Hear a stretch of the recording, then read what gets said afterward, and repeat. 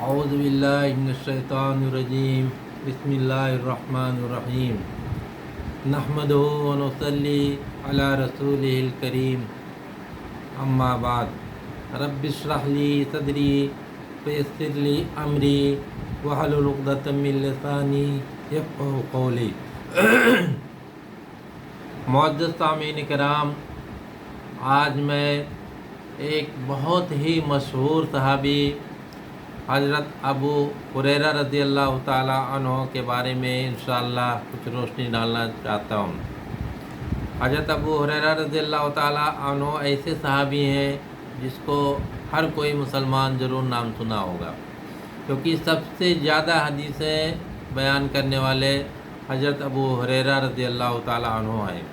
یہ اللہ کے پیارے نبی صلی اللہ علیہ وسلم کی خدمت میں ہمیشہ لگے رہتے تھے۔ انہیں یہی شوق تھا کہ کوئی بھی چیز اللہ کے نبی صلی اللہ علیہ وسلم سے سیکھ لیں اور اس کو بیان کریں۔ زیادہ تر مسجد نبوی میں رہتے تھے اور اللہ کے پیارے نبی صلی اللہ علیہ وسلم کی خدمت میں ہمیشہ رہتے تھے، ہر چیز اسلام سیکھنے کی کوشش کرتے تھے۔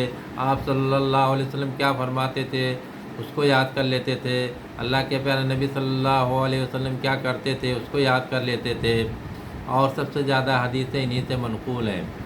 اب ان کی ذاتی زندگی پہ ہم روشنی ڈالنا چاہتے ہیں۔ آج ہم لوگ کتنے آرام میں اللہ رب العالمین عام طور سے ہم سب کو رکھا ہے، کتنا اچھا اچھا کھانا کھاتے ہیں، کتنا اچھا اچھا کپڑے پہنتے ہیں، اور یہ صحابی جن کا اتنا بڑا مقام ہے، جن سے سب سے زیادہ حدیثیں مروی ہیں، جن سے اللہ کے پیارے نبی صلی اللہ علیہ وسلم بے انتہا محبت کرتے تھے، ان کی زندگی کی کیفیت کیا رہتی ہے، میں ایک دو واقعہ بیان کرتا ہوں۔ حضرت ابو ہریرہ رضی اللہ تعالیٰ عنہ بیان کرتے ہیں کہ اللہ تعالیٰ کی قسم، میں بھوک کی وجہ سے زمین پر لیٹ جاتا تھا، پیٹ کو چپکا دیتا تھا زمین سے اور پتھر باندھ لیتا تھا تاکہ کپڑا پہننے کے بعد کچھ ظاہر نہ ہو اوپر سے۔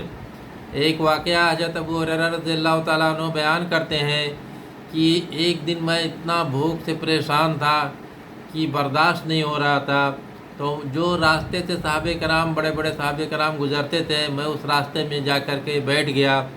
اس کے بعد حضرت ابو بکر صدیق رضی اللہ تعالیٰ عنہ اس راستے سے گزرے، تو میں نے قرآن کی ایک آیت کا مفہوم پوچھا۔ حالانکہ میرا پوچھنے کا مقصد مجھے معلوم تھا وہ سب مفہوم کیا ہے، لیکن میرا پوچھنے کا مقصد یہ تھا کہ میری بات چیت، میری کیفیت، میری حالت دیکھیں گے تو حضرت ابو بکر صدیق رضی اللہ تعالیٰ عنہ سمجھ جائیں گے اور مجھ کو کچھ لے جا کے اپنے گھر کھانا کھلا دیں گے۔ لیکن حضرت ابو بکر صدیق رضی اللہ تعالیٰ عنہ یا تو پوچھے اور جواب دیے چلے گئے آگے۔ ہو سکتا ہے حضرت ابو بکر صدیق رضی اللہ تعالیٰ عنہ کے گھر پہ بھی کچھ نہ رہا ہو، یا ہو سکتا ہے وہ سمجھ نہ پائے ہوں، اللہ عالم۔ اس کے بعد حضرت عمر فاروق رضی اللہ تعالیٰ عنہ آئے، ان سے بھی حضرت ابو ہریرہ رضی اللہ تعالیٰ عنہ نے وہی سوال پوچھا اور اسی نیت سے پوچھا کہ اپنے گھر لے جا کے مجھے کچھ کھلا دیں۔ لیکن حضرت عمر رضی اللہ تعالیٰ عنہ نے بھی وہی جواب دیا اور آگے بڑھ گئے۔ ہو سکتا ہے ان کے ساتھ بھی وہی معاملہ رہا ہو جو حضرت ابو بکر صدیق رضی اللہ تعالیٰ عنہ کے ساتھ رہا ہو، کہ ان کے بھی گھر پہ نہ رہا ہو کچھ کھانے کے لیے، یا وہ سمجھ نہ پائے ہوں، اللہ عالم۔